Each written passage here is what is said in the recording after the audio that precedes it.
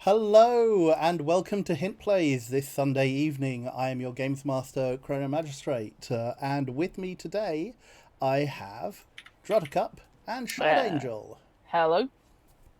That was very, very beefy there. That was extremely butch. Hello.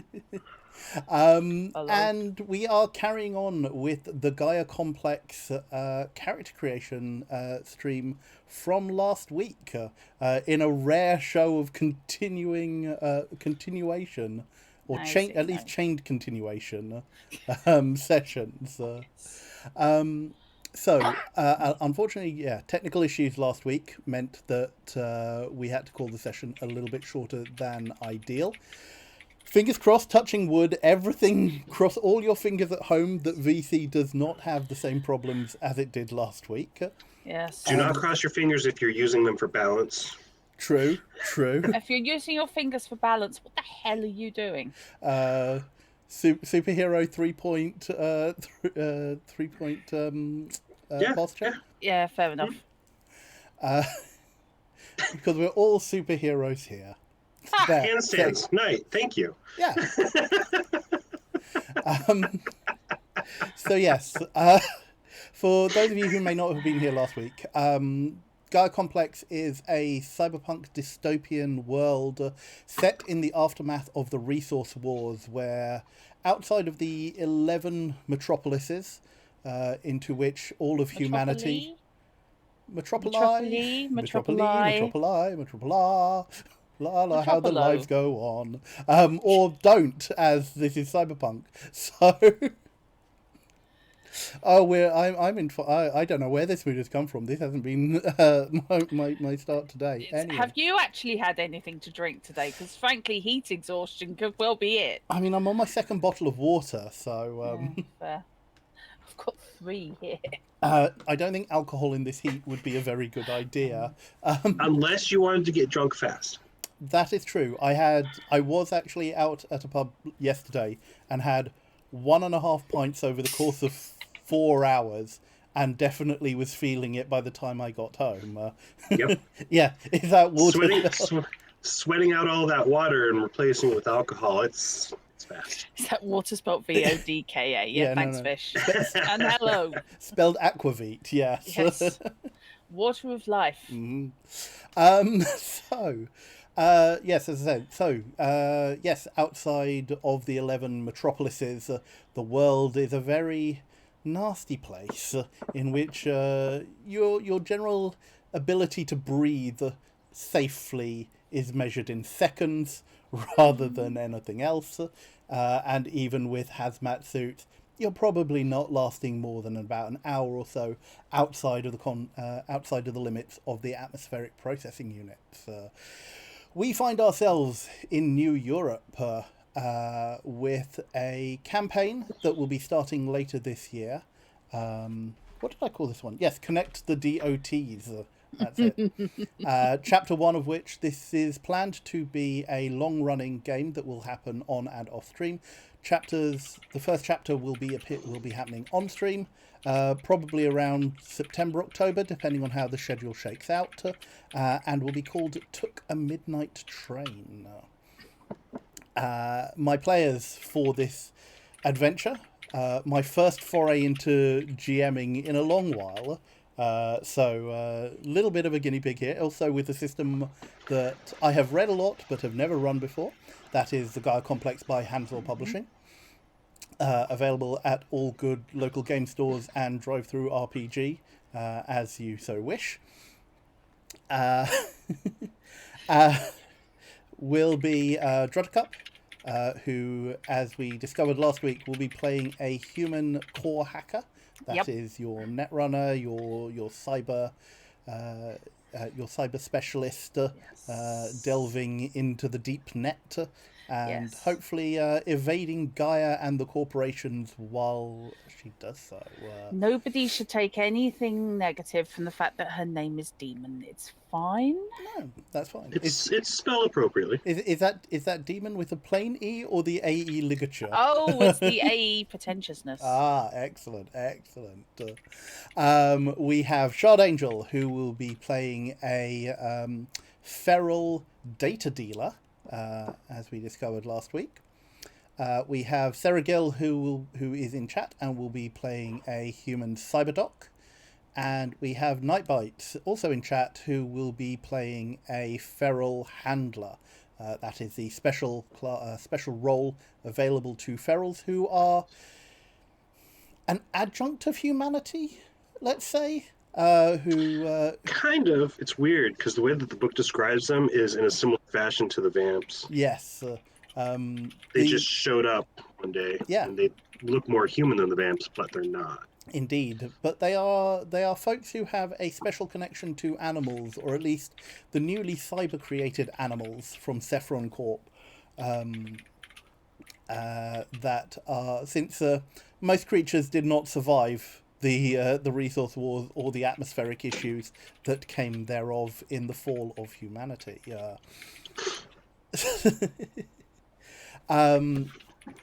And we were partway through the character creation build. We went through the basics of the system and the world. You can catch up on the VOD for that by going back through the archives.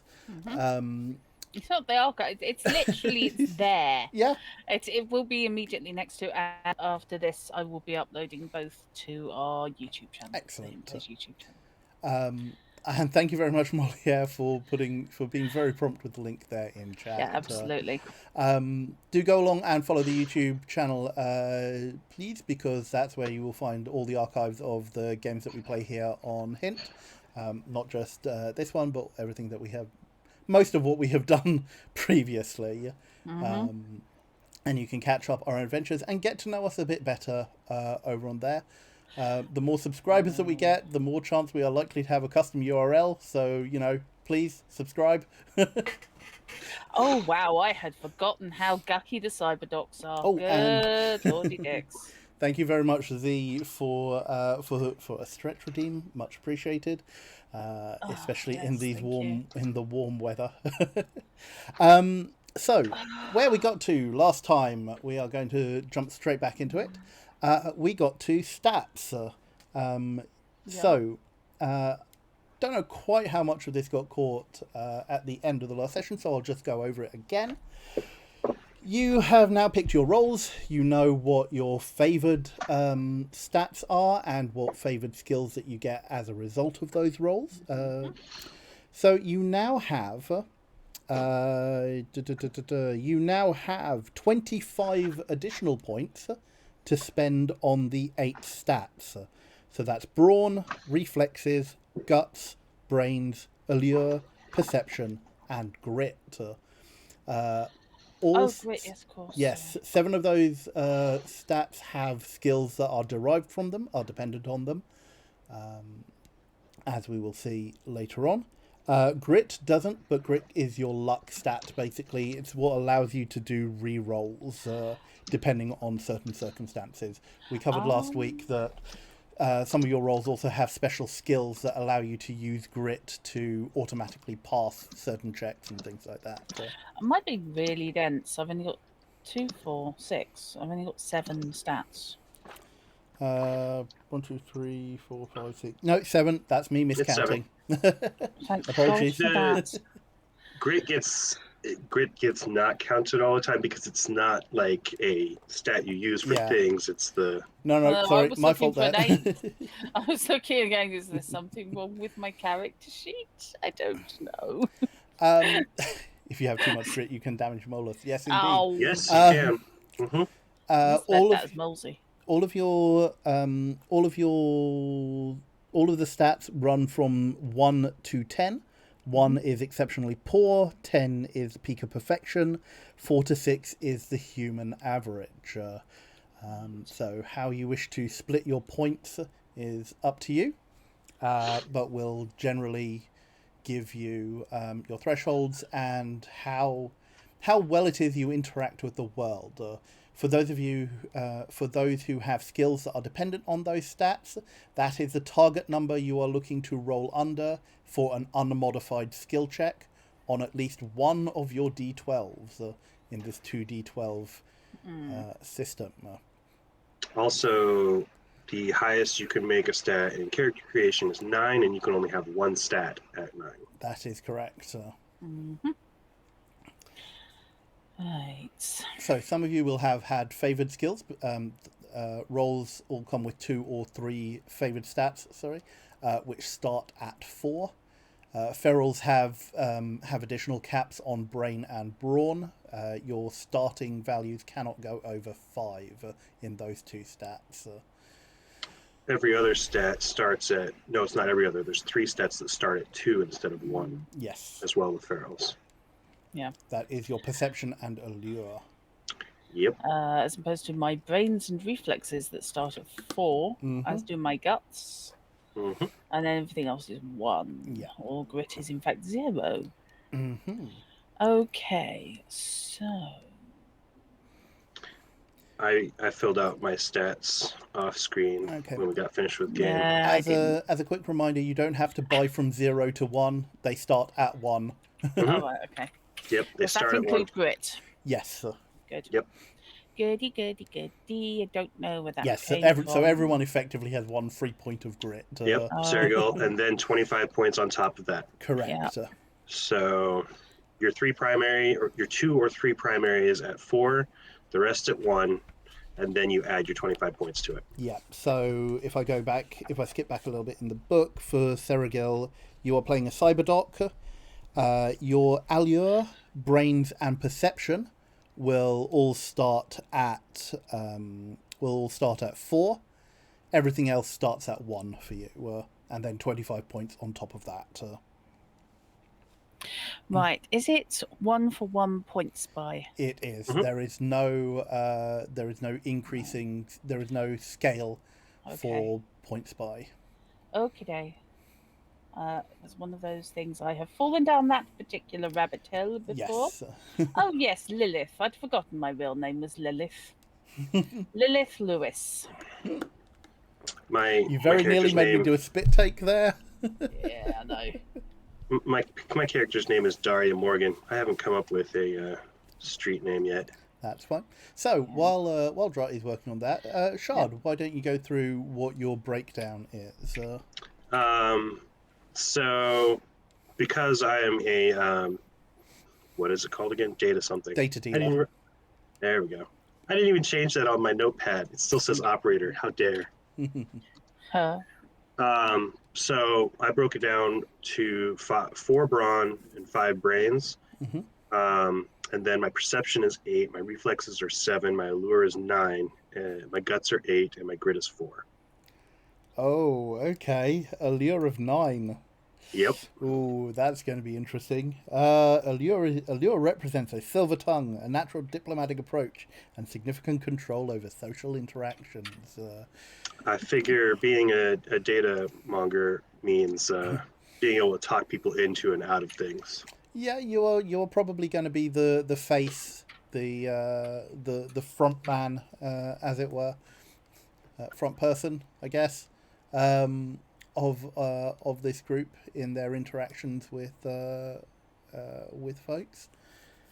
How much did you say your brawns and reflexes were? Brawn is 4. My reflexes are 7. Okay, nice. So good hand-eye coordination. Are you thinking you're going to go firearms or something like that in terms of weaponry? In terms of weaponry, it's going to be firearms for sure. Not good with the physical. One of the things with being a feral is it's not just that you have the representation of having lower brain aptitude and lower physical aptitude. It's a matter of all ferals have some form of physical deficiency, both physical and mechanical. So one of the things I was thinking of, I got to think of a good disability or some sort of marring that actually pulls that in, because that's how ferals are. They have that. Because in the book, you'll see them either in wheelchairs or with replacement arms. Reliance on crutches. A reliance on cyberware, medical cyberware, in the same way that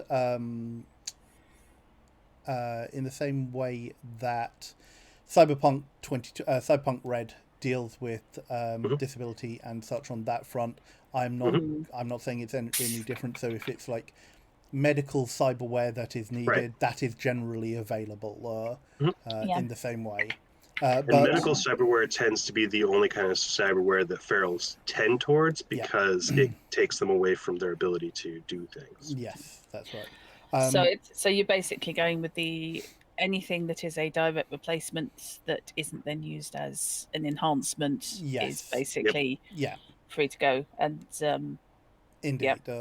yeah, that's cool. Yeah, Um, I like how Red handles that. So that yes, seems a perfectly valid way to do things. and I can't. I honestly, knowing what I do of Shep's work, I cannot see him being averse or anti that approach in Gaia Complex either.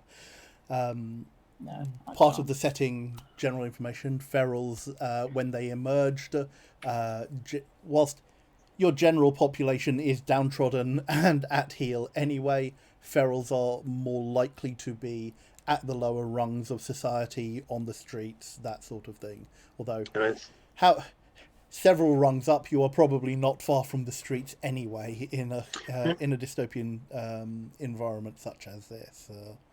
well, some of the stuff I was reading, the ferals actually prefer Yeah. being at that level because there's more community and socializing. Yes. Also, there is no harm in slipping under the radar for your activities, Hmm.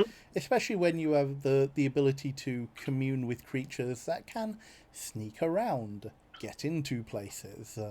Yep. Makes being a feral and a data dealer much more lucrative in terms of, oh, hey, there's something there that I need. Send in my ferret into a tiny hole, Send in the plug this in. clones. By the way, ferret was just an example. I don't know what I'm getting at. I look forward to seeing what you choose. There are a number of animals that are already given in the core book, in the gear and equipment section. If the animal you want is not in there, let me know and we will adapt something. Because there is only a small amount that is listed there. But if you want something that isn't there, we can definitely find an analog and work some stats around that.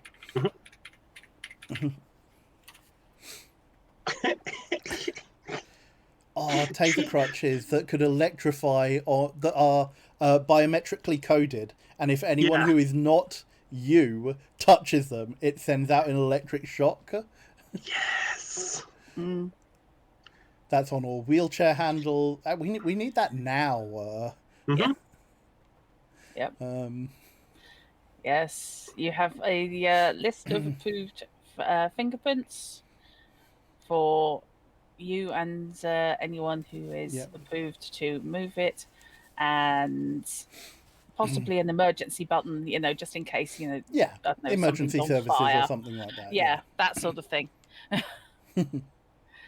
An emergency Oh, override button, almost like the TSA locks on. yes, exactly. Okay.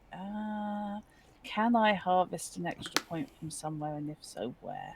Because I don't Grit. want to drop that, and I don't want to. Oh, my grit's pathetic. My grit's only at 2 anyway. Oh, grit is one that you should. So anyone that's making a character with us, it is one that you should not think about. Oh, we're going to dump stat this, because that's how you get, for like with ferals, that's how you make sure in say Knight's job he doesn't lose his connection with his primary animal, because that's a chance every time that they meld. And having Similarly, grit, yeah, yeah, and similarly for you, your core hacker trait allows you to spend a grit to re-roll any 12 Yeah, that comes up on a hacking skill test. yeah. I just need to do some maths. I've just been shuffling around some Yeah, numbers, I mean and I'm now having a the moment. general way that from my reading of Gaia Complex, the general way that I see this playing out for player characters is that you will have one very good stat and a bunch of medium ones, and probably one or two that are at the low end. with grit probably around the 3 to 4 level, or more averaging out depending on how well how much you want to play a more jack of all trades character or a more well-rounded character. Okay, so I need 40 points in total. The reason that my spread is more on the high end of things is because I chose a role that fits really well with the Feral's stats already. So I had starting out 2 stats at 6, and then I think 1 stat at 4, and then another stat and to a certain extent with Ferals, they are very much of the adage that restrictions breed creativity, because those caps on brain and brawn can also act as artificial depressants for your stats to make sure that you are not being super around. But as I said, 4 to 6 is average human level in those stats, so it's not like you're subpar in any way, shape, or form. I got a lot of guts, man. I know, someone cut them out once. Oh, I remember your bike in Shadowrun. Oh, I liked that. Yes, electrified bike. Yeah. So as a drop weapon. So as a reminder for folks, guts isn't your body stat here. Guts is your willpower, your resistance to fear, how well you are at knowing the streets and intimidating people. Like your reputation in New Europe. Okay. Oh yes, if anyone isn't following Mustangs on Twitter, if you are on that application, I strongly do, and you have any interest in role-playing games, particularly disability as it applies to role-playing and inclusivity on that front. Disability representation and sensitivity reads, anything along those lines. Yeah. Especially if you're willing to pay them.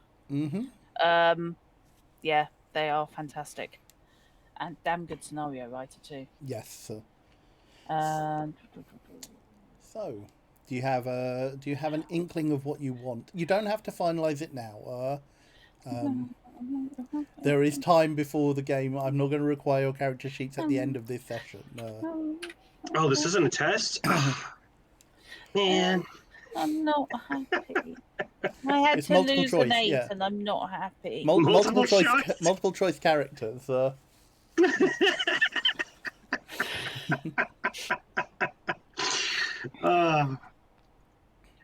Okay, right. I'm just going to add this up again because I'm 90% sure I've got it right, and I'm now having a total case of screaming F-dubs because my maths has abandoned me. Yeah, that comes out to 40 points in total, so that's base plus the 25. I don't like the 2 3s. I am not happy with the 2 3s. They can always be raised later with experience. Yes. I mean, we are talking similar experience systems to... well, actually, no. I was going to say similar experience system to Cyberpunk Red, but it isn't really. It's a lot more single point, as in you're not getting double-digit experience per session. Your average experience per session is going to be in the 1 to 3 XP, and you generally need 5 to 9 to raise things. Right, so I'm packing 3 brawn, 9 brains, 6 perception, 7 guts, 3 allure, 7 reflexes, and 5 grit. You've both gone high on reflexes. Why would we ever do that? You think you've got things to evade or shoot. Yes. Yeah, apparently I'm going to be playing the stroppy ass.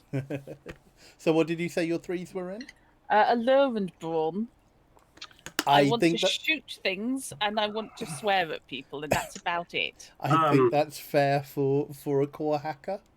This is an important thing to note about the skills after the stats are set. especially for those that aren't with us tonight, Sarah Gill and Night Bites.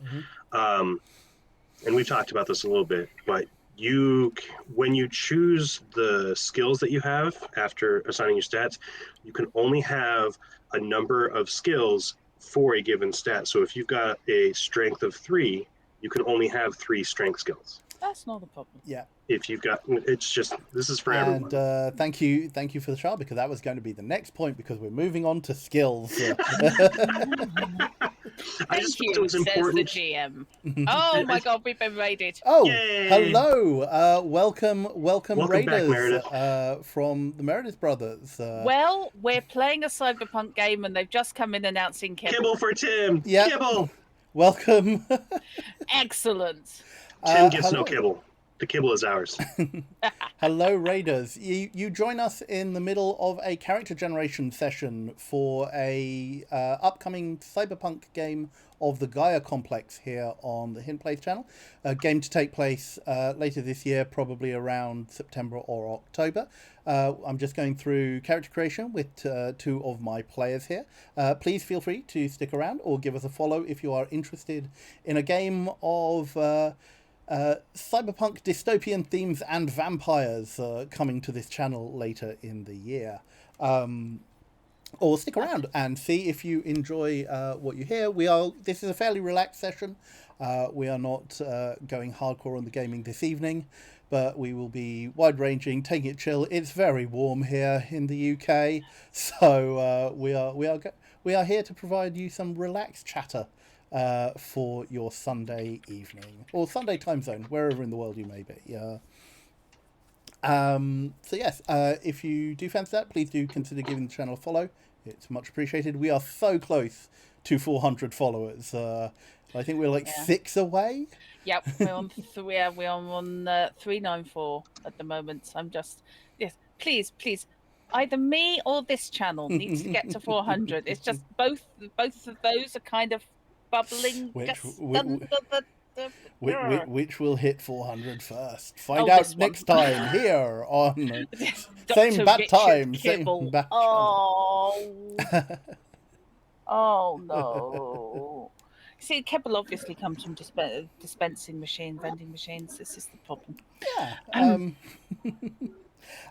So we have done your stats. We are moving on to skills. So where stats are your specific, your experiences, your learnings, your teaching. Sorry, skills are the experience and specific learnings of your characters. Stats are your broad, overarching abilities, and they are what your skills run off. You will have a number of skills already assigned to you from your roles. Yep. And we went through those last week. In addition to those, you get 12 additional skills to pick from the list. Now, I know you both have the book, so you have access to those. As Shard said, you are limited in the number of skills per stat equal to that stat's value. And in this system, you are either skilled or unskilled. There is no differentiation. There is no numerical differentiation between the two. If you are skilled, it just means that you have slightly different thresholds when we are rolling the 2d12s. Same right. with unskilled. Okay. Oh dear God! I've just looked at what Allure actually covers. Oh, Isn't it amazing? Doomed. It's so good. I'm doomed. I don't know.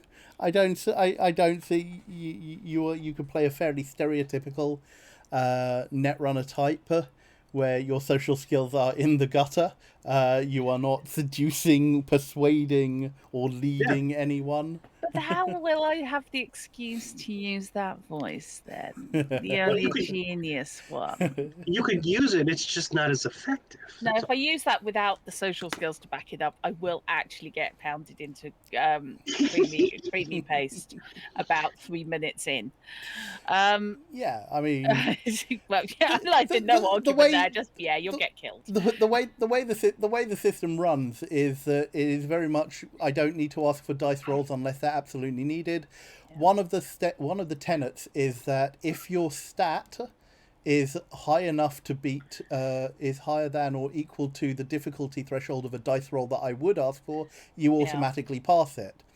When your allure is 3, however, if you decide to try and deceive someone, I might be asking for a skill check. I just feel the need. I'm going to be channeling Shotgun Susie. Right. Okay. So yeah, what is with the voice that it upsets everybody so much?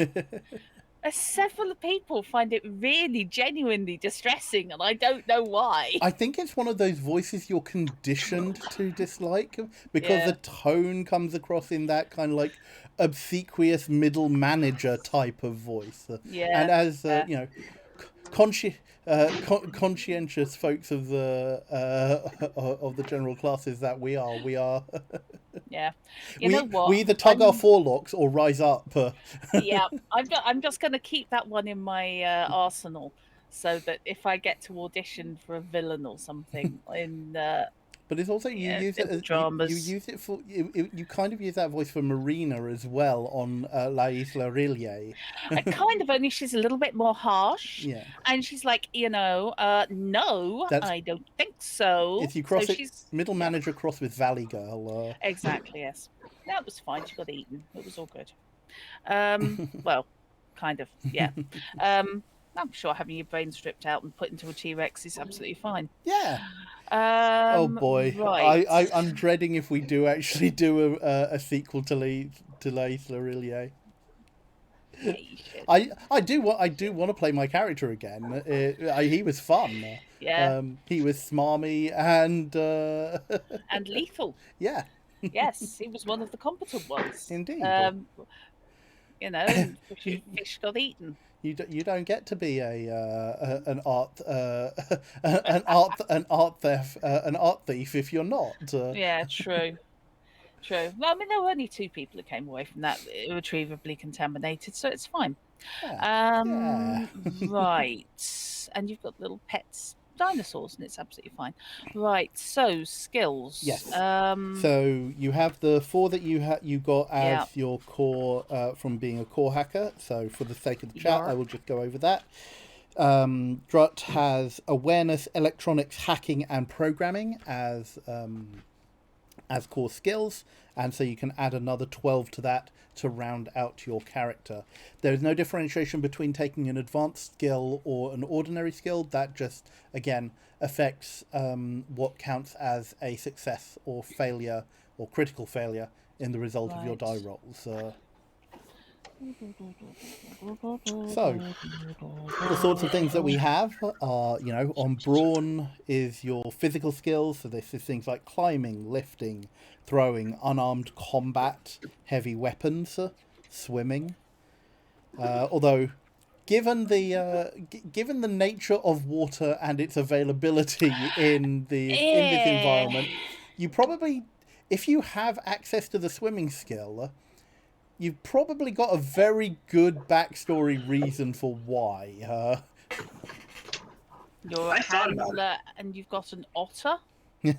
I considered it for a minute and tried to determine how that would work out, and I could pull it off, but it's like, I'll just drown, it's fine. I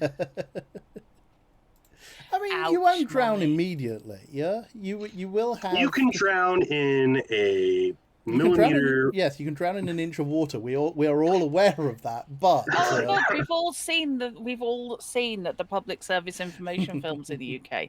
This is it. We are all very much aware. We get the horror shows. This is why the Brits are so weird. Basically, they gave us horror from the time we were 5. Can my animal companion be a chicken?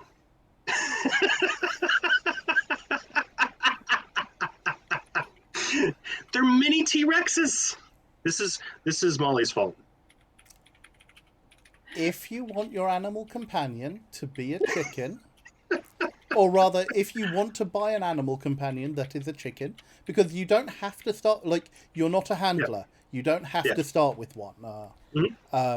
but we can work out the stats for a chicken if you so wish. It is a thought in my head. There's actually a different bird that would be more interesting, but it'd be far more rare, I think. So You cannot have a I mean- cassowary.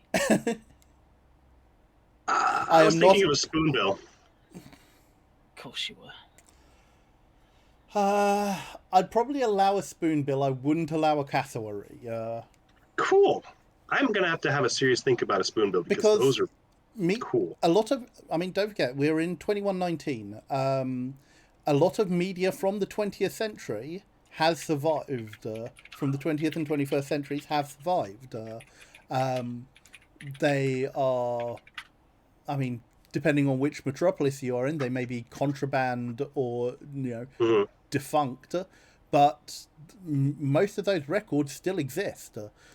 You can probably find holovids of everything from, Time Cop to the My Little Pony movie somewhere No, you see, there's in, no excuse for that. somewhere in the depths of Gaia's net. God. Oh my God, the Care Bears probably exist. Yeah. That actually, as in somebody probably remembers the Care Bears. I had to see it at the cinema because I have a little sister, or had a little sister. I mean, you loved it. My sister. Look, I maintain that the Care Bears movie, the one from the 80s, is a very good movie. Well, yes, I didn't because walk out of it. Britney Spears' Toxic starts playing through the metropolis of New Europe. Oh God! Remember, the air outside thinking... is toxic. Yes.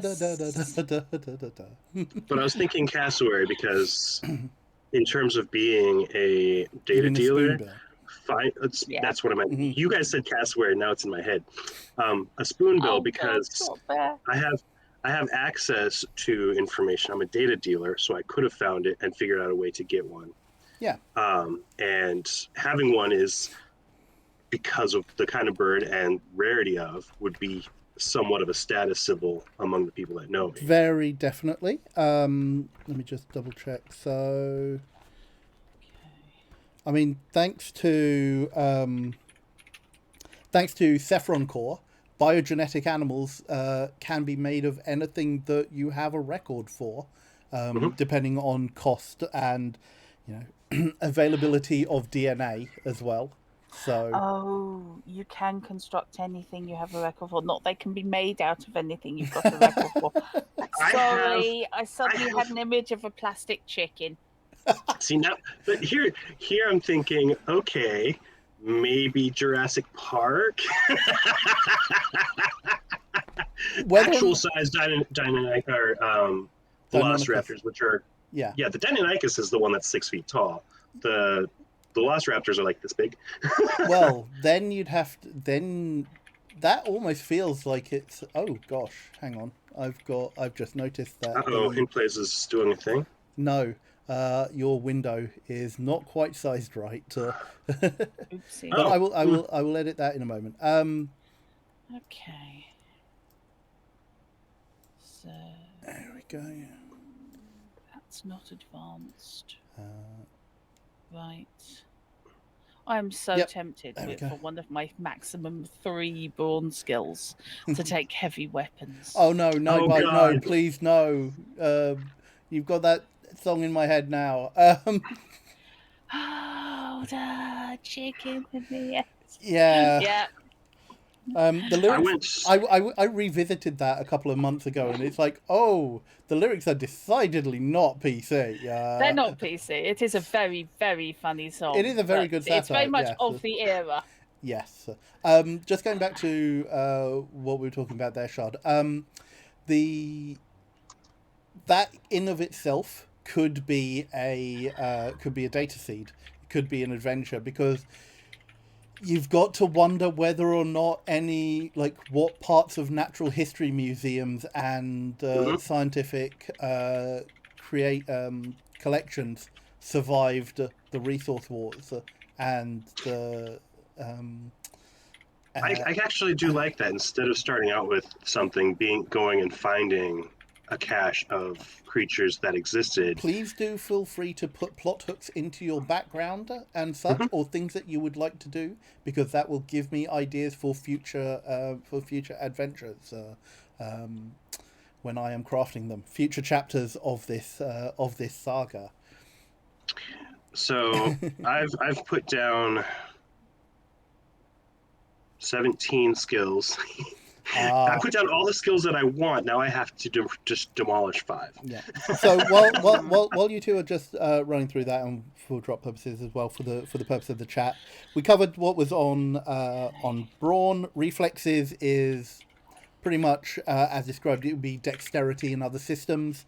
So this is your athletics, firearms, melee weapons, pilot drone, ride motorcycle, and stealth. Guts, as we said, is your integrity, your ability to hold up under pressure, your streetwiseness. So this is gambling, interrogate, intimidate, streetwise, strategy, and tracking.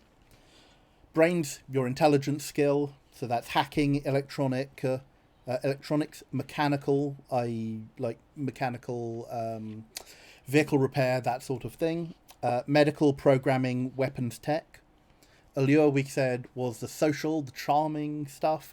That's your animal handling, barter, deceive, leadership, persuasion, seduction.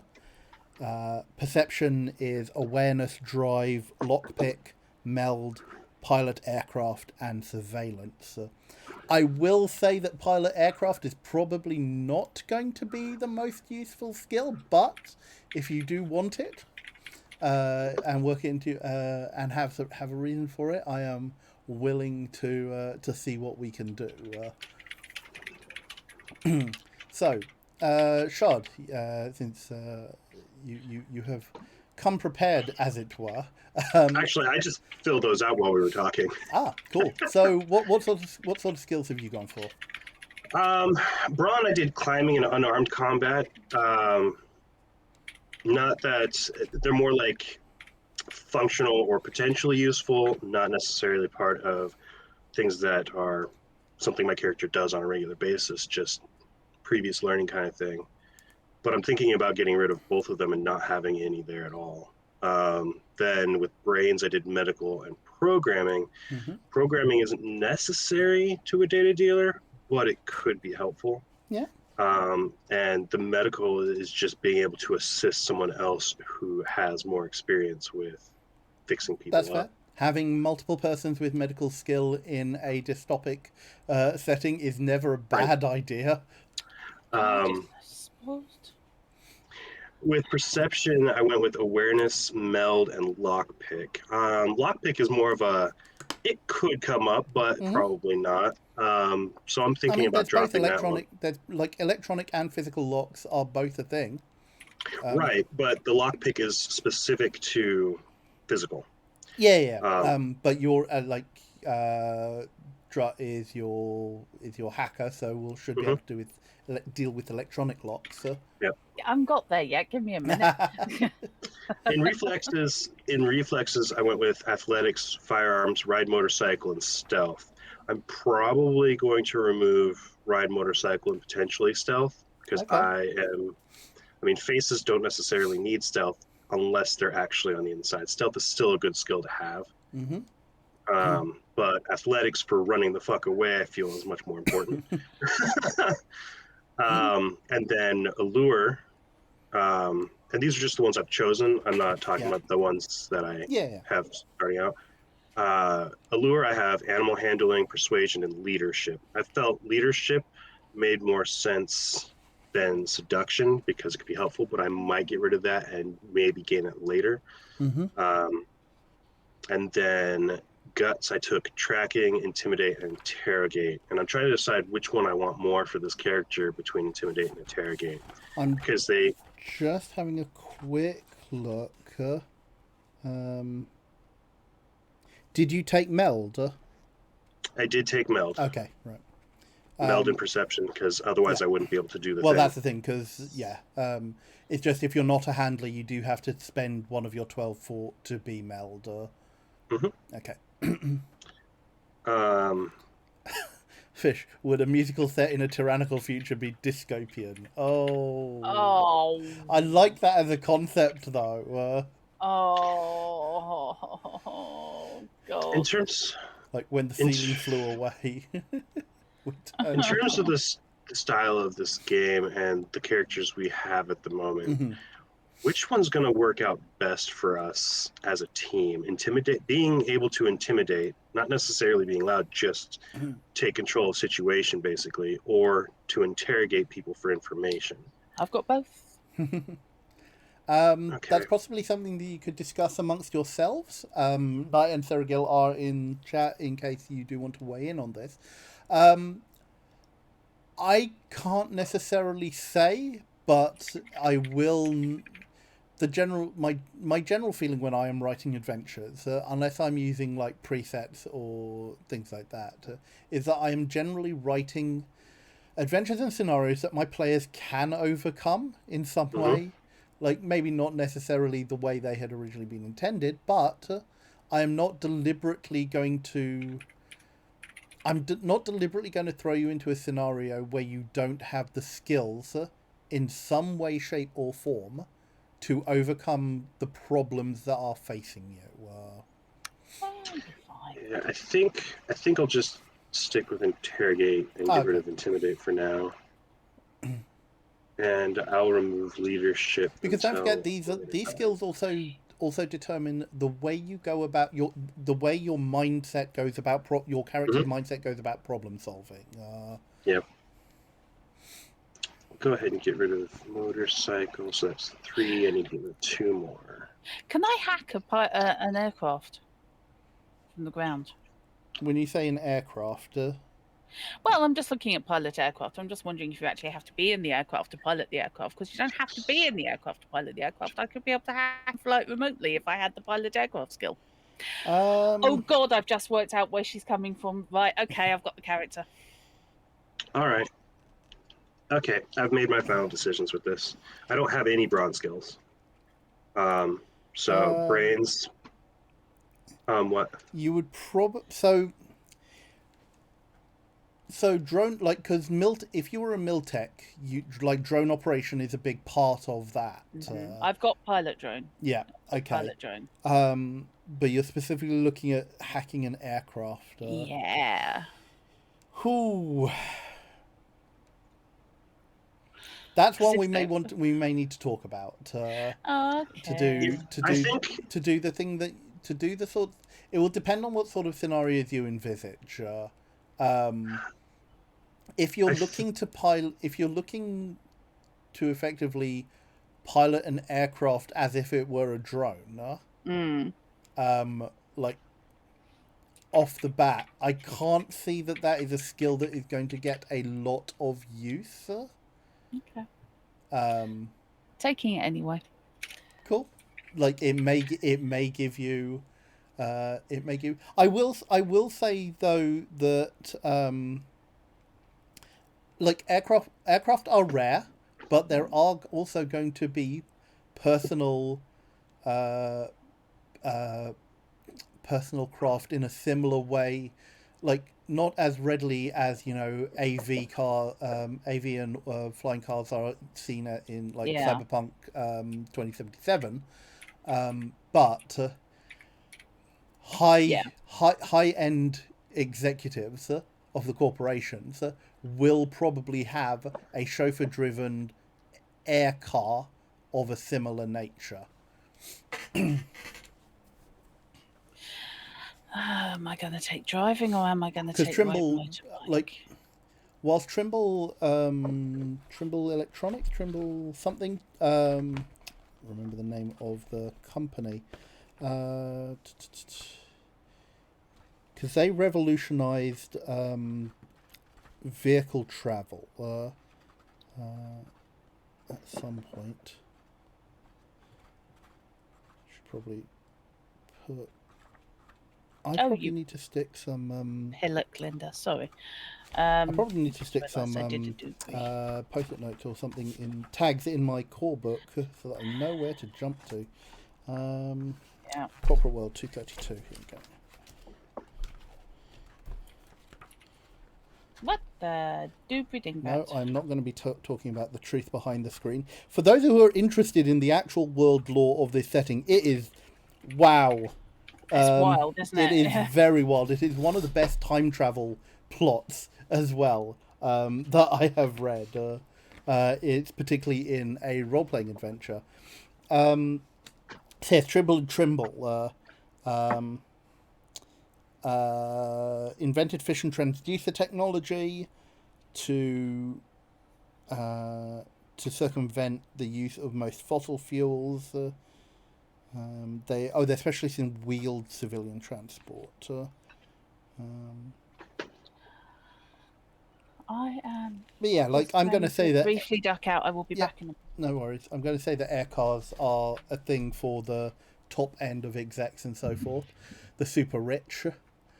I think in terms of hacking them, especially if they're in flight, being able to pilot a drone up there that you already control to then hack and take over.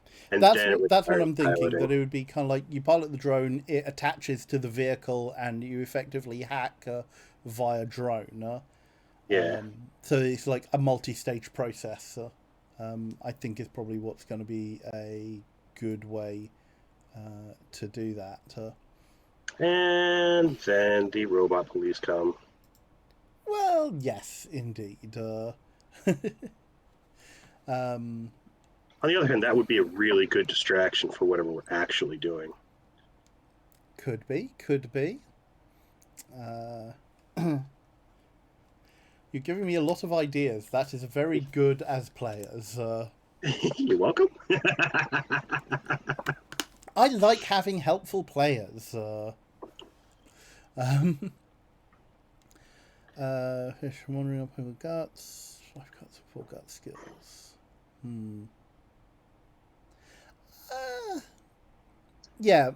More info on vehicles when the equipment supplement drops later. I think in a couple of months. I think they're getting ready to ship. Nice. That'll be a fun time. Yeah, I'm looking forward to that. Like, I was a little surprised when equipment book was announced as the second source book for this, but it kind of makes sense given that we're also getting an equipment source book for Cyberpunk Red as not the first official supplement, but pretty much the second, because Tales from the Red the adventure book, I have seen the contents list for, and it's spicy. Yeah. Looking very good. Those of you who are new here, we like Cyberpunk here on Hint. Little bit. We have played a number of settings to showcase the various flavors thereof. Who'd have thunk, when living in the world that we do, near future dystopias are something we like to mess around with. I mean, can't say why. Knight asked, "Can someone remind me how damage works, please?" I haven't actually seen the damage stuff yet, so. Okay, let me go over that then, since that is. I think I will just remind myself of what we are doing. So, damage comes in a variety of types because you have different sets of hit points, primarily endurance and pressure. Depending on what you are doing, will deal damage to one of those sets of things. So damage comes in 2 forms: physical and psychological. Physical damage reduces your endurance. Psychological damages your pressure. Reduces your character's pressure. Any weapon, attack, or effect that inflicts damage will state E for endurance or P for pressure after its damage statistic in order to make clear what exactly it does. Let me just check. So when you said dogs are listed as being +3 damage, or is that being added to? Okay, let me just check. Dog stats. Dog's unarmed attacks inflict +3 damage. So that will be on unarmed damage. So unarmed combat, rather. So unarmed combat. So basically, you would make the unarmed combat roll, determine how much damage you were dealing from unarmed combat for the dog, and add 3 to it. We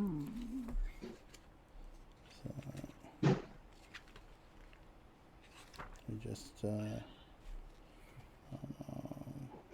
it's a close combat attack. Help me out, chat. Motorbikes or vehicles? Vehicles. Chat, not you lot. Oh. Sorry, that wasn't. We're the That ones that wasn't have to play with you. I know. I'm so tempted for motorbike. Yes, Knight. That's right. Pure unarmed combat damage would be for any animals that don't have an extra damage listed, because it's listed as a specific trait of the animal. Okay, bike it is then. I know you say players in these sorts of games always want new guns and so on. Yeah, I feel though I'm generally more a GM and I want more lore. I want more updated lore. That's Yeah. Oh, I want the Eurozone book for CP Red so badly. I know. I am looking forward to when it finally comes out, because I don't know when it is. Rusted Chrome sounds like it's going to be interesting, which is the Nomad stuff. Yes. I'm particularly interested. I'm particularly interested in that for like water vehicle, like how the floating, if any lore on how the floating cities, and also how they get cargo from ships which were stranded at sea into carefully and aggressively. Mm-hmm. I would imagine. Okay, 1, 2, 3, 4, 5, 6, 7, 8, 9. Yeah, I mean, Fish, you're right there. Honestly, you have trouble imagining a less cyberpunky group of players than him. But I think that's because we all like the settings and the way that it comes about, because we tend to play community focused teams, just like generally speaking. And so run a little bit, anti to your traditional cyberpunk player, but we are still telling cyberpunk stories, just in a very different way. I am going to treasure forever the look on your faces when I blew up that place you so carefully stole from and then evacuated. Yeah. That made me laugh heartily. When you realised you've been screwed over by the guy whose life you saved. Yep. Yep. I love doing that. That was very beautifully done. For those who may wish to see those looks and find out what we're talking about, Drudcup's recent Cyberpunk Red campaign can be found on our YouTube channel, where we had to go save a pair of biogenetically engineered goats. Not any goats either. These are the kind that fit in your handbag. Miniature goats. For drug manufacturing purposes, and spent a lot of time trying to figure out how to get in and out safely without people noticing. Yep. We are all way too nice. That is a thing that we are guilty of, Fish. Yes. That's melee. Is pistol whipping someone considered melee or unarmed? It would be melee. As in what skill you're going to use? Yeah, I would say it's going to be melee. You can use the same motion with pistol whipping as you can with a kosh or a life preserver. So yeah, I would definitely go with melee on that. Yeah, that sounds sensible. Yeah, there's a limit to the number of ways something with a heavy object in can impact on the back of someone's skull. Mm-hmm. Not, not just the one, but limited. Yeah. Okay, so I have gone with, at the moment, unarmed combat and motorbike for brawl, firearms, pilot drone, and melee weapons in reflexes, deceive even in allure. On top of my base skills, I've added weapons tech for brains. Perception, I've got awareness, pilot of aircraft, and surveillance. And under guts, I've got intimidate, interrogate, and streetwise. Okay. I don't think I'm creating a very nice person, you know. You're trying to get by as a merc in a cyberpunk dystopia. I Yeah. don't think anyone is at core, like on the surface. Sorry, not at core. On the surface, a very nice person. If you are a merc. No, I have a feeling also that I do tend to talk like this, and I think I have a reason to be able to talk like this really, really fast. And I think possibly this is just how her brain works, and this is how everything is just bubbling over all the time. Yeah, I'm fully expecting many of you to be playing Merc with a heart of gold, or at least a heart of tarnished bronze, for this. I'm just looking at the intimidate, interrogate, deception. I can't pick locks. That's about it. I was dithering over that. One can be a decent person and be very skilled at getting information out of people. Oh yeah, definitely. Yes, you can. I'm not saying I am. No, of course not. Yeah. Okay, so now that you all have your 16 skills, or thereabouts, 2 of those are going to be your specialized skills. Right. And you mark them in some way. It says by underlining them on your character sheet, but however you wish to do that. So, specializations are areas of knowledge and training that your character excels in and gives you a greater bonus during any relevant skill tests during the game.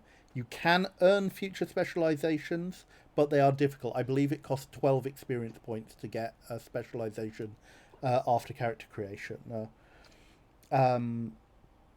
So if you are specialized, I will just double check. But I think it means that you get a greater benefit if you roll well in your skill check.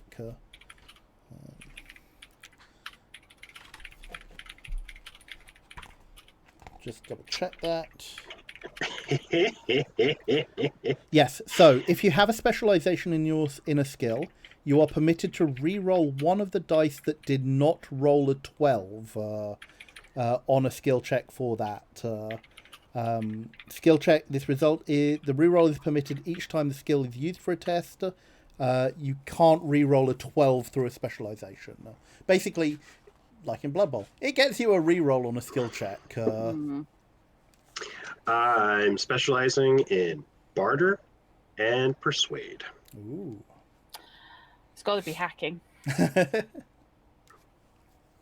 Just need to check what programming covers, as distinct from hacking. So, programming is the ability to tweak and modify existing hacking programs as well as write your own software.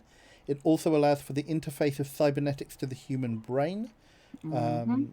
So probably less like that's the sort of that side of it is probably less you and more Seragel. But you would most likely use it for tweaking or modifying existing hacking programs. I.e., you buy a program and it doesn't do quite what you want to do, and if you want to do something else with it, you can do that to kind of improve it. I am really tempted to put it into firearms, and I don't know why. Oh, sorry, melee weapons even. Depends on how much combat you think there's going to be.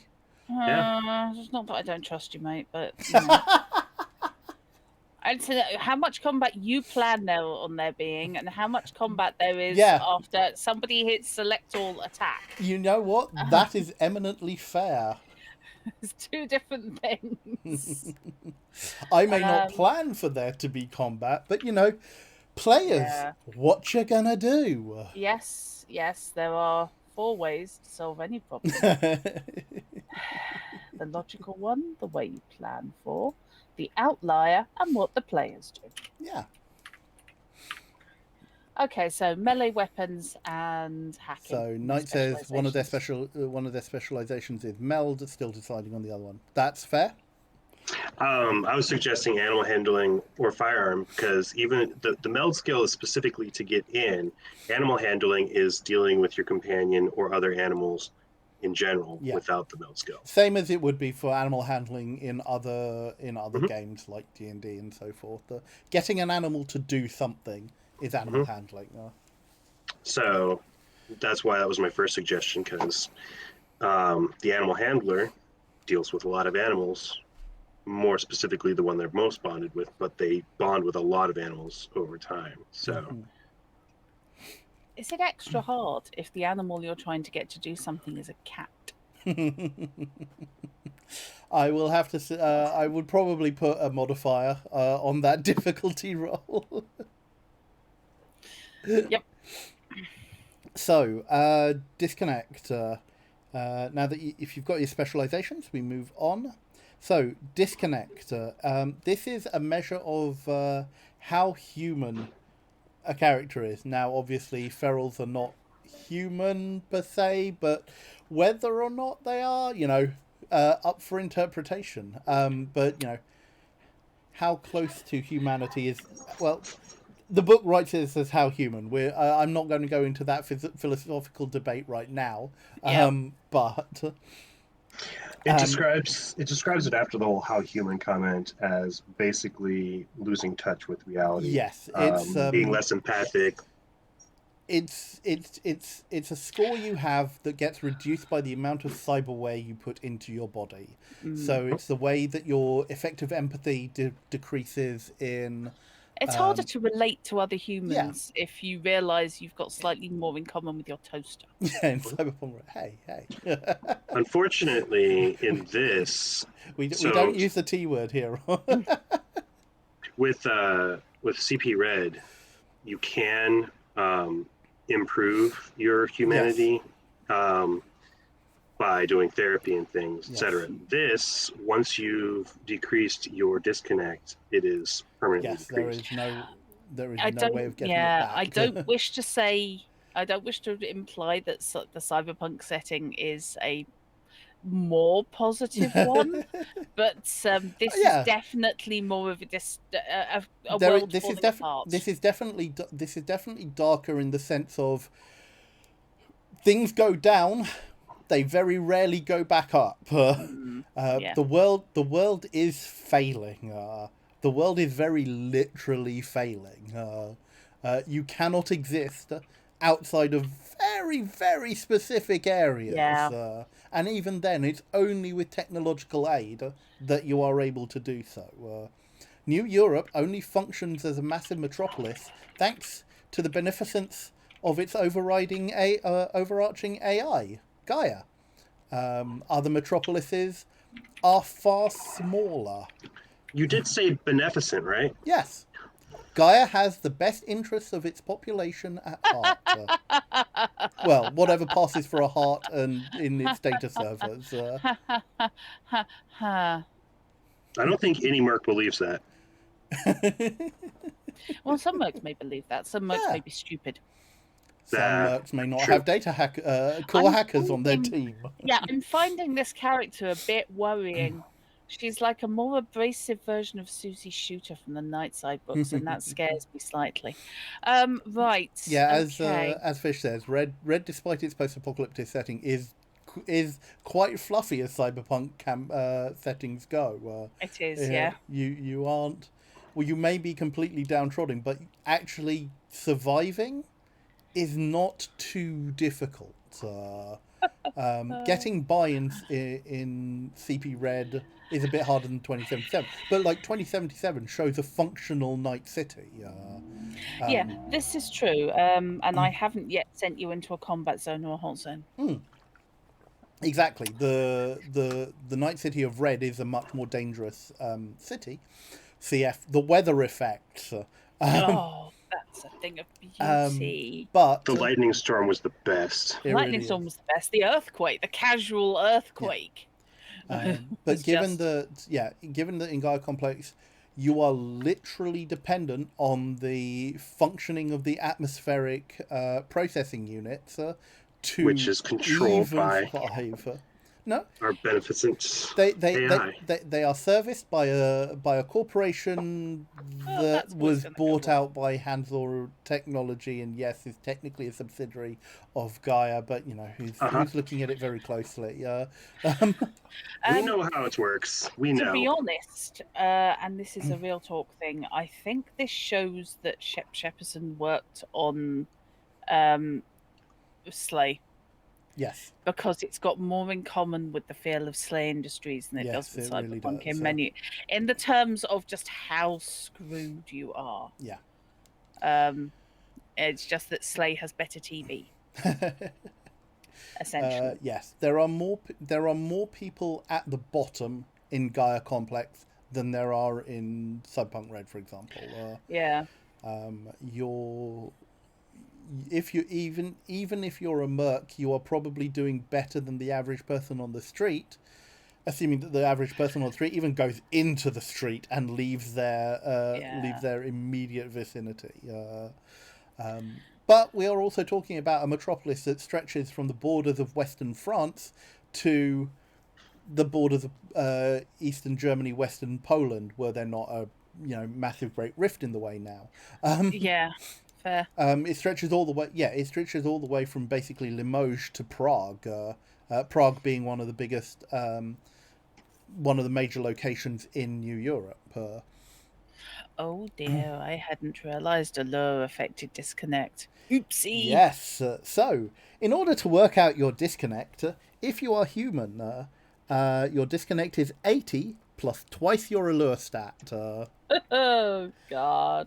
The more cyberware you install, the more your disconnect stat will decrease, and the lower it goes, the more problems you are likely to face as you go through your adventure. If you are feral, your disconnect equals 50 plus twice your allure stat. I have 68. Mm-hmm. Nice. Okay. Hit points. So It is nice being pretty. So next up is your hit points, as Drut said. So you're basically your health stats. You have 3 values that to calculate here. Endurance is your physical health, pressure is your psychological well-being, and morale is kind of like a version of pressure that is used during combat to see whether or not you can stand your ground or you flee given a tense firefight or similar situation. So your endurance is your maximum endurance is 3 times your brawn. Right. If you are a feral, you add 6 to this. Oh, that's so not happening. If you have the physical version of the book, there is a typo here, or at least if you have the physical version of the first printing of the core rule book, there is a typo here. It says 5, not 6. It is supposed to be 6. It is corrected in the version 1.2 of the digital handbook. It's really hard to rock my psychology. Seriously. So that's your endurance. Your pressure stat, your max pressure is 3 times your brain. And again, if you're a feral, you add 6 to this. Let me just double check that because that might be a 5. I can't remember. I think it's 6 to both. Pressure and endurance, it's 6 to both. Yeah. Mm-hmm. So again, typo on the page there. I feel Drut's character is good under psychological pressure. Yeah. Well, that's not terrible. Only twice your guts, right? Okay. Yeah, and morale is twice your gut stat. Yeah. All of these have a minimum value of 6. Well, okay. My endurance is 9. Nice. My morale is 14. Mm-hmm. That's good. And my pressure is 27. Wow. Yeah. Because I have my one and only you're smart. 9 in brains. My endurance is 18, my pressure is 21, and my morale is 16. It's a good spread. Yeah. That sounds pretty decent. I never need to get hit ever. Okay. Oh, I plan on not getting hit ever because that's not what we do out here. Hang on, was dodging a skill I didn't take? Hang on a sec. Athletics. It would be athletics. Bollocks. Right. Okay. Hang on a minute. Yeah. Give me a sec. Rejiggering your skills a little bit. Yeah, Just a tiny bit. I am very dodging. squishy. Yeah, dodging close combat attacks is athletic skill under reflexes. Here's a question: if you're using melee weapons, Yeah, um, that is close combat attacks. that's close combat attacks. Yeah. The thing is, unarmed combat.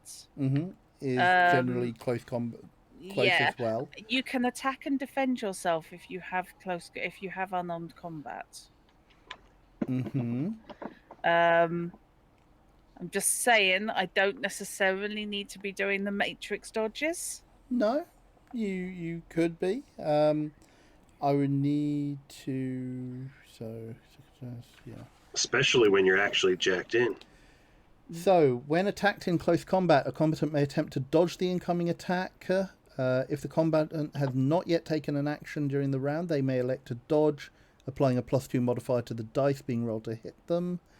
If the combatant has already acted this round, they may still dodge as normal, but may not perform an attack action during the following combat round, and receive a +2 modifier to any other active skill test they undertake. Okay. A combatant may only attempt to dodge once per combat round unless they possess the athletic skill, in which case they may attempt to dodge twice. Right, okay. So, can we talk about blocking and parrying? We can probably talk about it, but the the rules as written are fairly... don't go into that depth of detail. Right.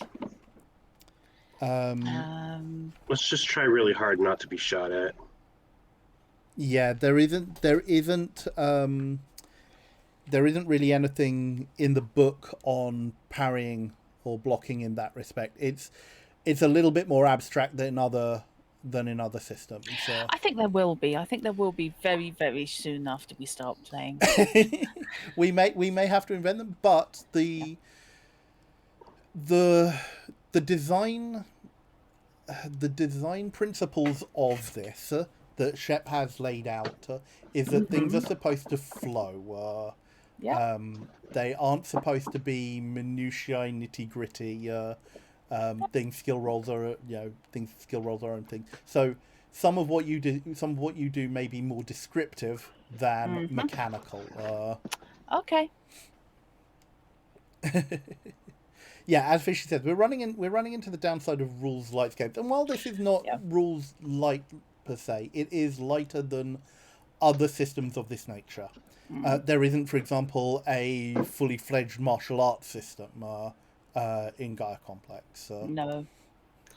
I have taken all three ways of making people dead.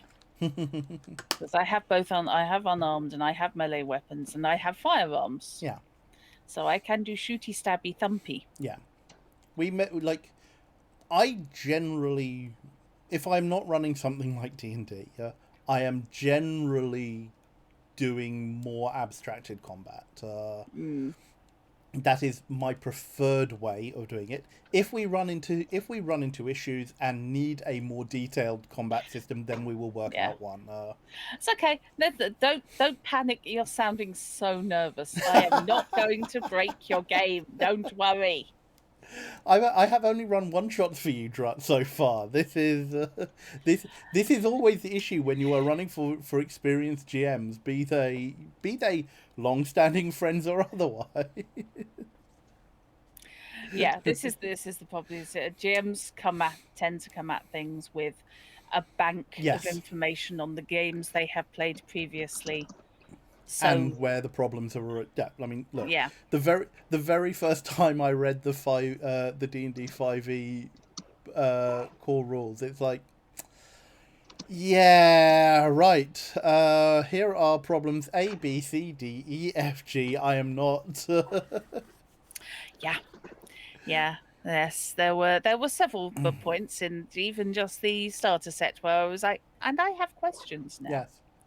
Yes. Right. So and it's perfectly fine to have questions, and we are obviously not knocking anybody who enjoys playing D&D 5e. I am in a 5e campaign at the moment. But we do also like to remind people that D&D is not the only game. Yeah, I did have to laugh my socks off the other day. I tripped over on Facebook someone saying, I really want to play a Witcher game. I want to play a game where you get to play a Witcher. I want to play in the Witcher setting. How do I convert my 5e to it? No way. I'm pretty sure that somebody has done a conversion. Oh, there are several. Yeah. They're just not very good because it's really not designed to handle it. No. The whole magic system's wrong. Yeah.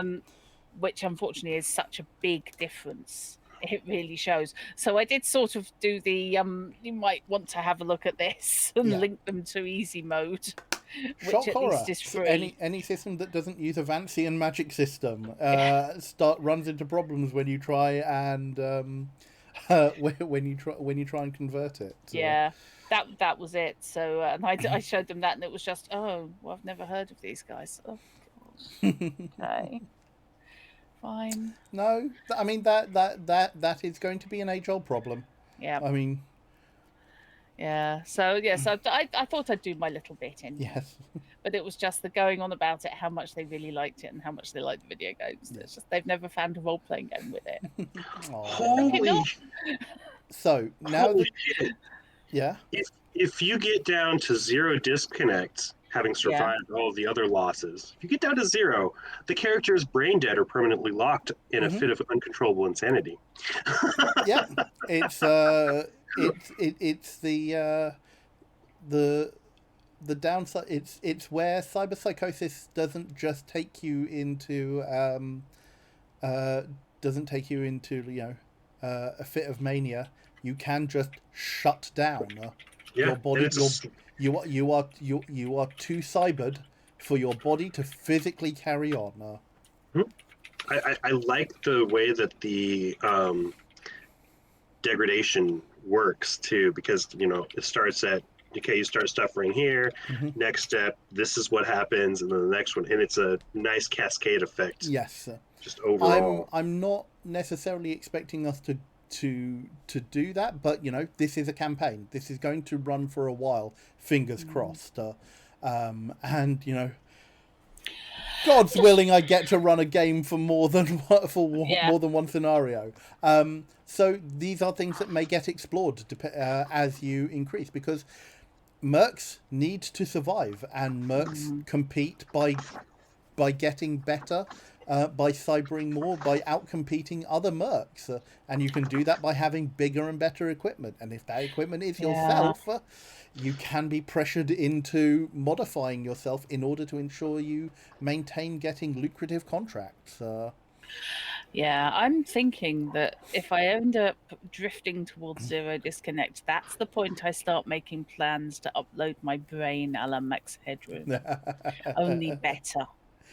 I'm sure we can find a way to do that. So, you have most of your stats now. It's time to go shopping. Right. So, cash time. It is cash time. You need gear in order to be able to do your jobs. So, all starting characters start with certain basics. You all have 3 sets of casual clothing. You have 1 set of either street or tactical clothing. You have enough food to last a week. And the book says you have a shared or small apartment in one of the less desirable parts of New Europe. Now, a small or shared apartment sets you back 150 NEC, that is the unit of currency, per month, and has to be paid for in a similar way that you pay for your lodgings and accommodation in Cyberpunk Red, and have to maintain a minimum credit, or you have to have a minimum income that you pay out each month of game time. So effectively a lifestyle cost. Yes, Shadowrun does much the same thing. Yeah, most games of this nature will have that as a fixed cost that keeps you having to adventure. You can't just sit back and while away. You have upkeep costs, and particularly in a cyberpunk game, managing your upkeep costs very much brings home how much you are on the survival line, how much you are on the brink of falling to the various forces that the world is throwing at you. It isn't supposed to be just a mundane bookkeeping effect. It is very much there to show you Yeah. what you are doing and why you are doing this. Yeah. If you're going to have a struggle to survive, you need a way to represent that struggle to survive. You need a Exactly. way to manipulate it. And mechanically, this is a very good way of showing that. Now, Yeah. the book says that you start with, you can start with one of those. As I say, Uh-huh. that is your basics of accommodation level if you are not on the streets. Right. You could opt to be on the streets, but you're probably not at that point yet. So as I said, a small or shared apartment of your own or with other members of the team would be 150 NEC each. I am also offering you the chance to be... And here is where we're getting into some of the specifics of my game. All of the players will know each other at the start. They are an established Merc team, or at least have been brought together as an established Merc team. Okay. You work. Let me dig out the details that I listed previously because I have written this down. Where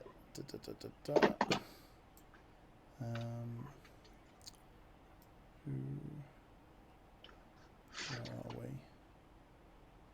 Okay, yes. So, you have been brought together by a fixer boss called the Butterfly.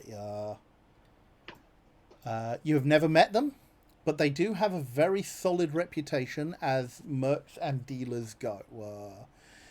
You have been given the contact of Valerie Gillem, who runs a safe house stroke base complex in the Luxem Sprawl. This is a very down at heel area of New Europe. Again, soaring tower buildings in need of a great deal of repair, and a vast underground network run by various gangs. This safe house is in an underground part of the Luxem Sprawl, in an area that is known to be controlled by the Butterfly. So you can have a secure room in that base instead of the usual shared small apartment for 250 NEC a month. For as long as you are willing to regularly work for and take jobs from the Butterfly. It does come with improved security over a standard apartment, more storage space. You have clean and secure communal facilities, including workshops and so forth. And although there might be a degree less privacy than you would have on your own place, and as I say, the expectation of working from the group, it is a step up from a shared apartment in another part of the metropolis or nearby. So, something to think about. You don't necessarily have to make that decision now, but it is something that we will decide on pre-gameplay or pre-session one. We will also have a session 0 that we will do off camera, where we lay down things like lines of veils, work out, make sure that none of us is going to overstep anyone's boundaries, the sorts of things that you wouldn't like to see come up in the game, or things that we might want to gloss over, and so forth.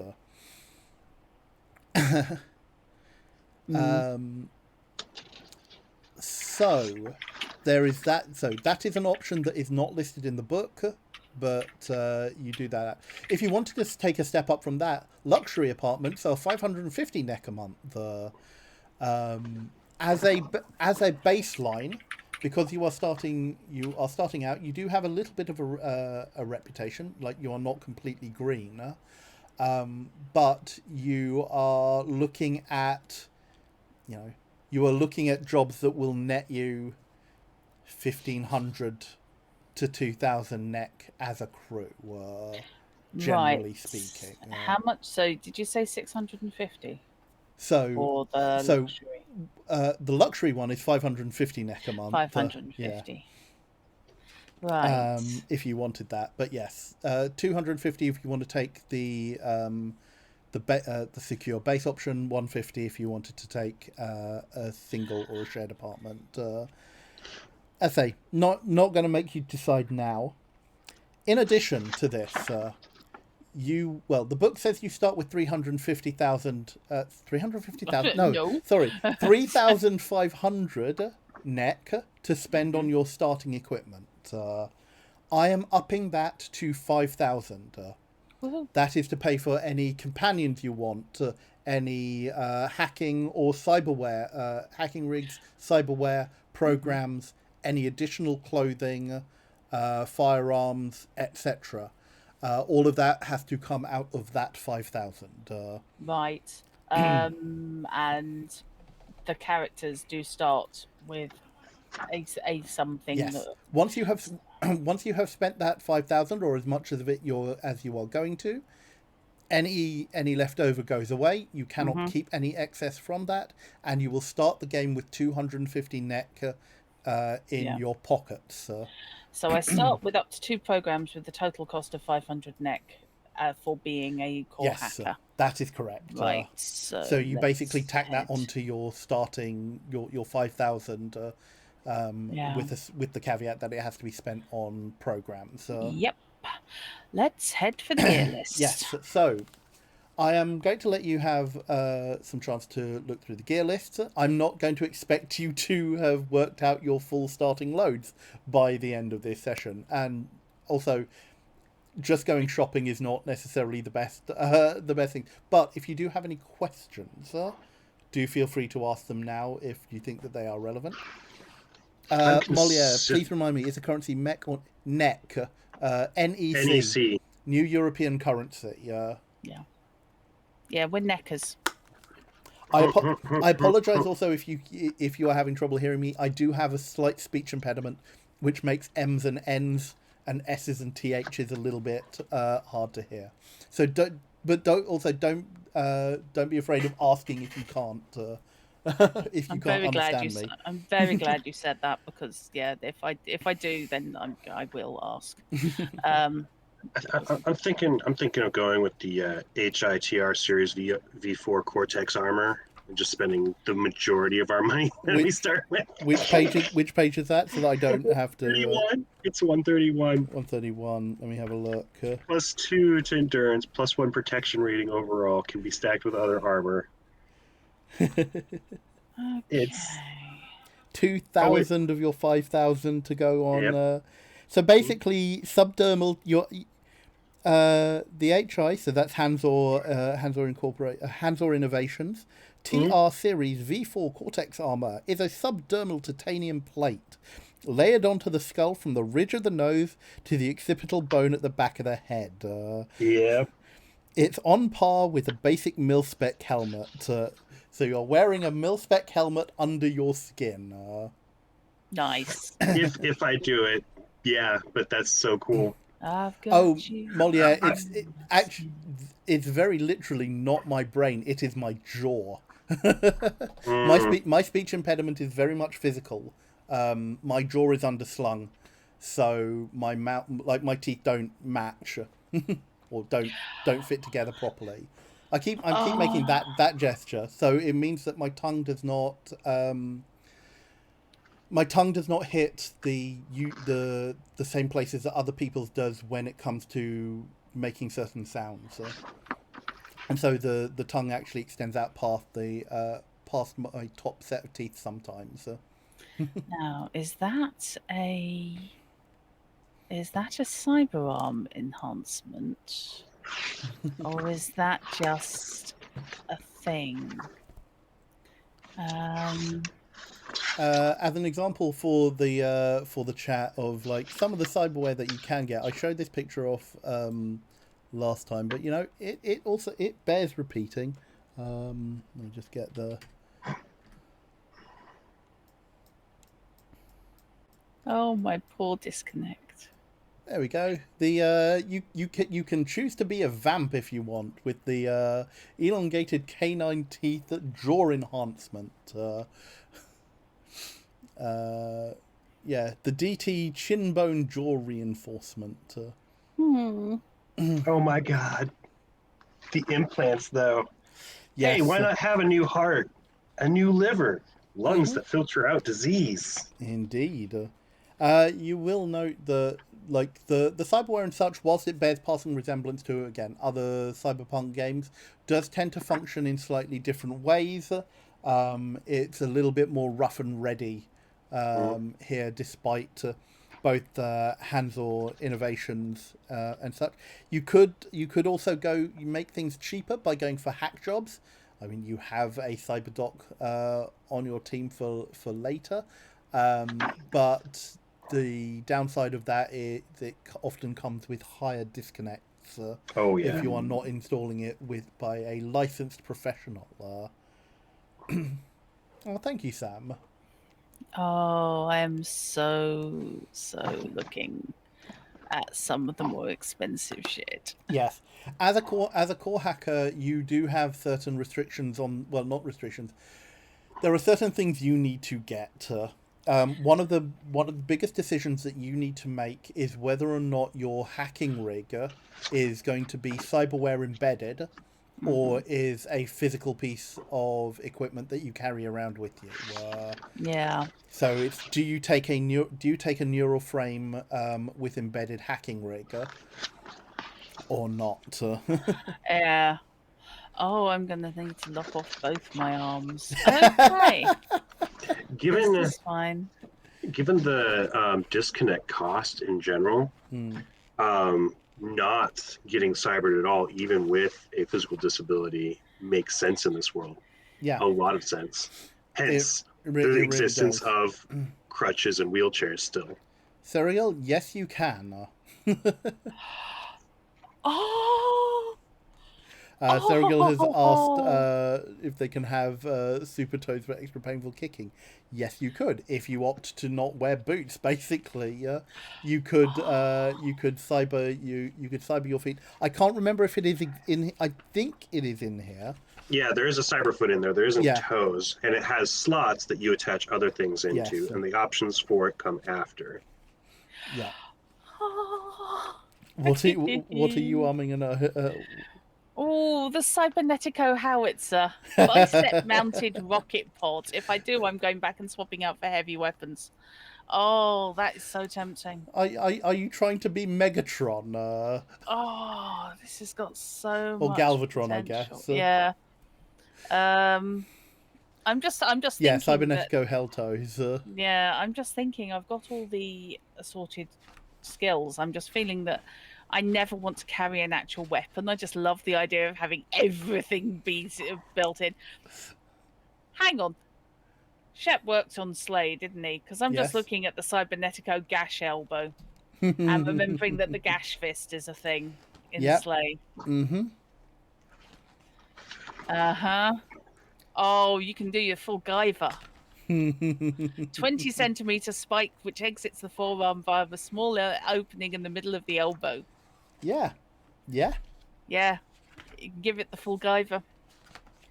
Oh, excellent. As I an need to example stop of something grinning. a little less extreme for chat, here's an example of somebody fitted with a cyber eye and cyber ear implants. We get to Google Glass that actually works. Yeah, had to happen eventually. Yeah, Sarah Gold. The gash knee measures 16 centimeters when fully extended and is guaranteed to stay razor sharp for over 500 strikes. Incorrectly calibrated gash knees have been known to deploy themselves when ascending or descending stairs, and as such, installation in an approved Cybernetico clinic is recommended where possible. Now we know why skinny jeans come with 3 rips across the kneecap. It's not because that's the only way they bend, it's to let your gash knee out. Oh, Oh, wow.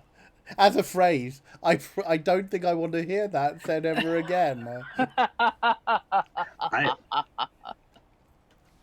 I'm I'm looking at weapons, and one of them, the old lock T77, the rules for it. The T77 always delivers a minimum of 7 damage. Derringer finger. Gotta love numbers and in jokes like that.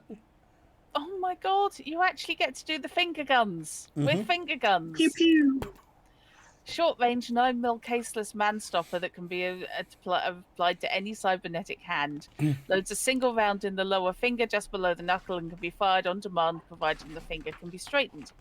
Though the range is especially short, the damage outputs are comparable to most other 9mm handguns.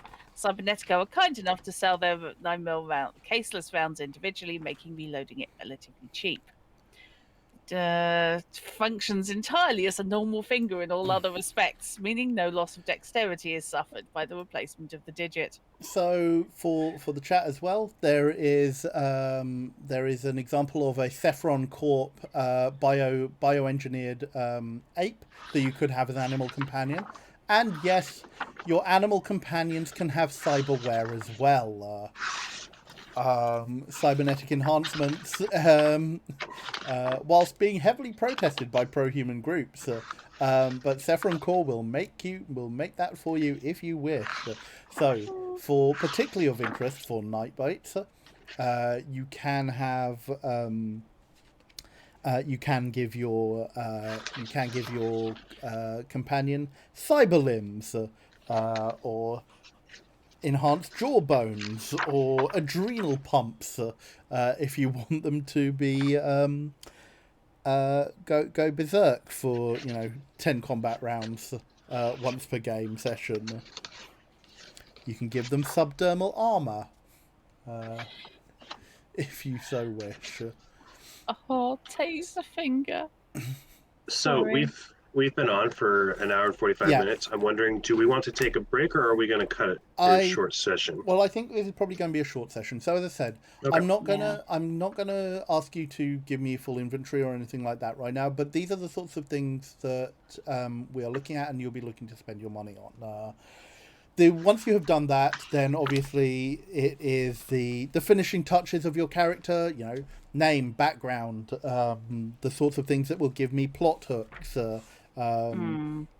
What is your sex, gender, pronouns, that sort of thing. What do you look like? Your description. The more information you can come up with, the more real it makes the characters, and the better you're introducing them in session 1 will be. Tell me about your motivations. Tell me about what you want to get out of life. And as I say, because this is a campaign, we will see how we can build towards those. Because I am a kind and caring GM, and I want to see my players' characters thrive in a harsh and unforgiving world. Yeah. I'm thinking, by the way, that I'm going to be going internal cyberware for my hacking gear.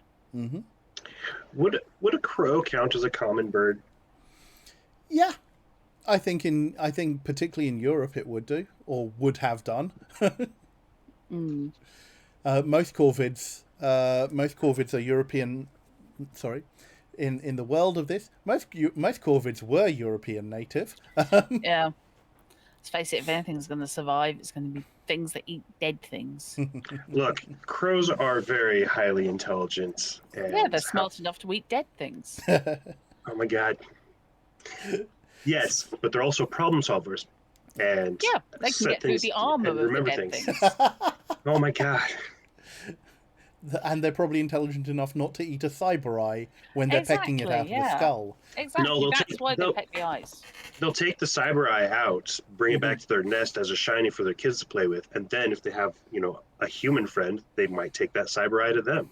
Because crows like to bring gifts to people that they're friends with. I personally think they just have a deal straight off, and crows these days probably just supply any small, easily portable body parts like the various finger options. They just end up pecking them off, take them and the eyes, possibly the ears, and use them to finance food for the next generation. So yeah, so if you have any thoughts about who your character is and what they want to do, and like any suggestions, any thoughts about your motivations and such that you want to bounce off me, here and now, about and how they would integrate into the setting, do feel free as well. I am happy to answer those questions. I've given you all a little bit more about the world that I am positing for my version of New Europe. As I said, you are going to be an established merc group. You will know each other. I'm not having you be necessarily, you may have rivalries and such with each other, but generally speaking, you know each other. You have worked together. You don't have anything that is immediately going to want you to put your fist through one of your companions' faces. Yeah. You are friends. You have worked together for the Butterfly on past occasions. Mm-hmm. You know the location, and you have the access codes for the base, even if you are not going to be resident there.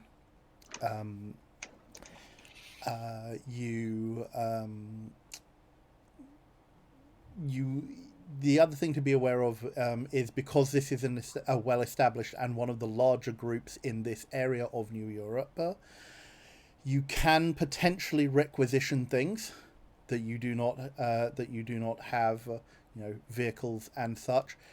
How well you will be at, how good you are, and how well your request will be taken is going to be dependent upon your standing and how good, how well you have done in previous jobs. At present, your standing with Valerie is okay. Yeah. Okay is better than bad. Yes. Yeah. You have done what has been asked of you in the past.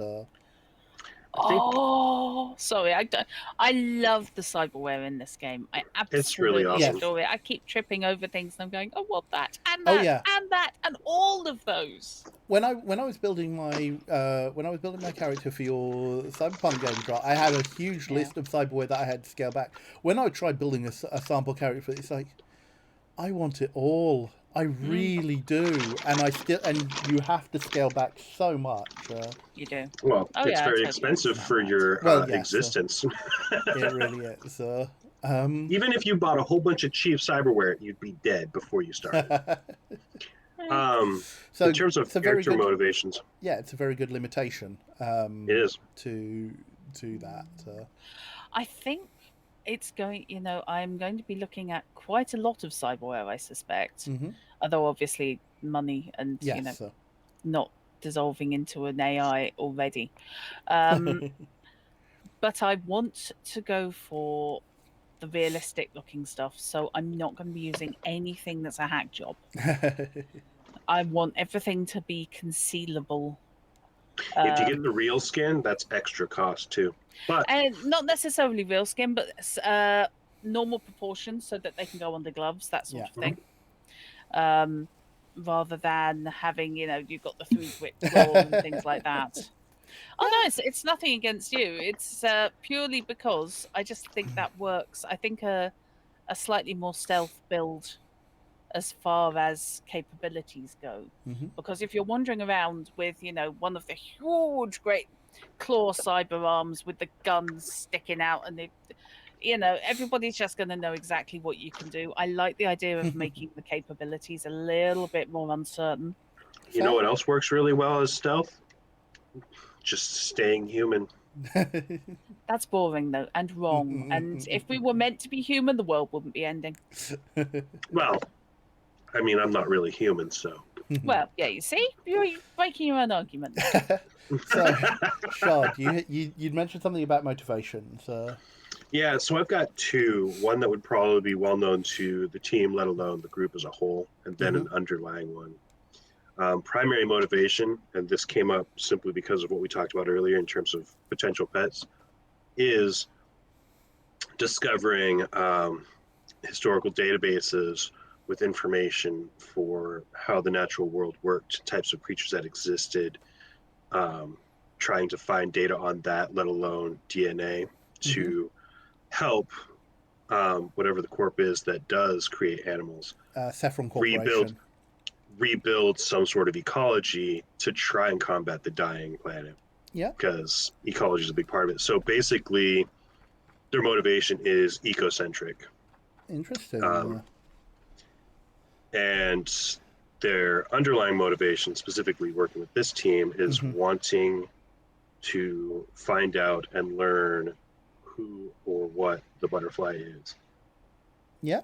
So, for your information and benefit of the chat, so yeah, Saffron Corporation was originally established to work on a synthetic blood supply for the vampires that emerged.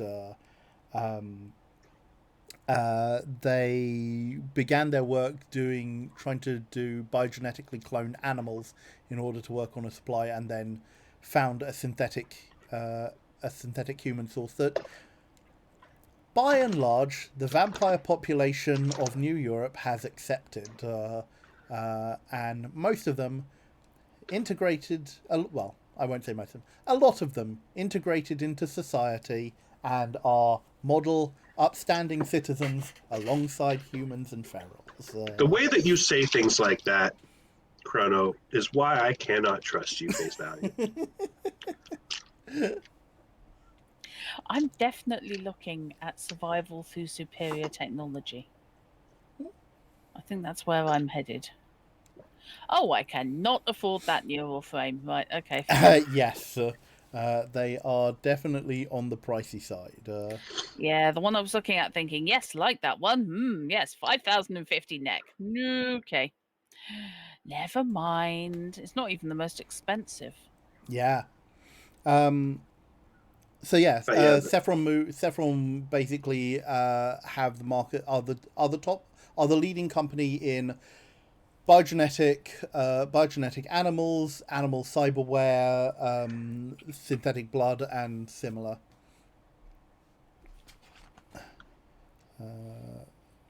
Well, no, they. Sorry, slight thing. Synthetic blood is mostly Vectron Biomed because Vectron is Human Vampire Corporation. But think of if you're familiar with Cyberpunk. Again, I'm using Cyberpunk Red as a touchstone here, mainly because a lot of us have played in that system and understand the world there. In some way, Saffron Core are kind of like Biotechnica in Gosh, yeah. this world. Uh, all right then. Do any of you have any other questions that you would like to ask me about the equipment or backgrounds or anything like that? Or does anyone in chat have anything, particularly Knight or Theragill, that they want to ask me now? If not, that is perfectly fine. We do have that group that you can ask me stuff about. And we may be able to call this session to a close. Yeah, I As think we I'm. have your characters more or less fleshed out. Yeah. So yeah, I am definitely looking at the MVI Pro KL neural frame because that's the only vaguely affordable one that's not a hack job. Starting characters and having to move down the affordable list as Yes. opposed to the Yes, it's the yes. This is the one I want. Or maybe not. Oh, maybe the. Okay, I don't want that one because that looks like it's made out of my bits box. yes. Okay, we'll come up to the nearest I can afford. So yeah. Oh, that's good to know, Theragill, that you've got a much better idea for your character now. Cool, and I look forward to working with you to fleshing that out. Yes, and I am going for the luxury apartment, so this is going to be interesting. Oh, that's interesting. Yes. Right, we will work on where that luxury apartment might be and how it comes to be. Oh, I don't. Yes, I very much doubt I simply took out a lease on it. That in of itself can be a nice plot hook. Feel free. Yes. So once again, I thank my player for providing me with a plot hook, or potentially providing me with a plot hook. Yeah, I like leaving dangling plot hooks to catch GMs. Exactly. Yeah. Yeah. the Ouroboros of a plot hook that catches both GM and player. Where it So, works.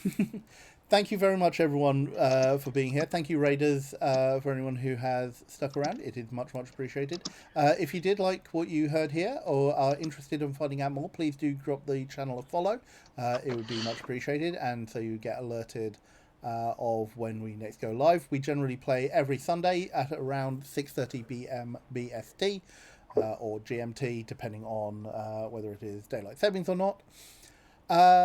If you do like to support us in other ways, you can subscribe, you can gift, you can give bits, or you can do a direct donation if you don't wish to provide money through Jeff Bezos's cold, clammy hands with a direct donation to our PayPal. All monies that we receive here go to support the channel, be that paying the people that you see on screen for their time, or supporting getting things like the virtual tabletops that we use from time to time, rule sets and things like that, paying for assets and so forth.